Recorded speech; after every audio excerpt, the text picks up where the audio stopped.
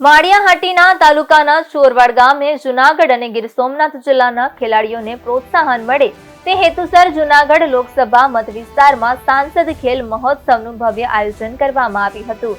જીવનલાલ મોતીચંદ વિનય મંદિર ખાતે સાંસદ રાજેશ ચુડાસમાના અધ્યક્ષસ્થાને સાંસદ ખેલ મહોત્સવનું આયોજન કરવામાં આવ્યું।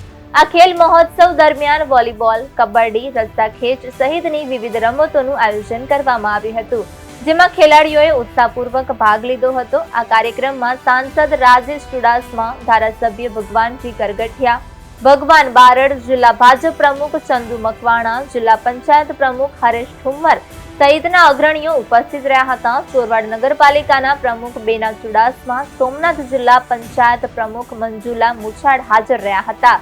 સાંસદ ખેલ મહોત્સવમાં મોટી સંખ્યામાં વિદ્યાર્થીઓએ ભાગ લીધો હતો। માળિયા તાલુકાના ચોરવાડ ખાતે હું કાનજી ભાલિયા, જિલ્લા રમત વિકાસ અધિકારી ગીર સોમનાથ, આજરોજ સાંસદ ખેલ મહોત્સવ જે જૂનાગઢ સોમનાથ લોકસભા વિસ્તારના ખેલાડીઓ માટે ભવ્ય આયોજન કરવામાં આવેલું છે, જેમાં જૂનાગઢ અને સોમનાથના 6000થી પણ વધુ ખેલાડીઓએ રજીસ્ટ્રેશન કરેલું છે।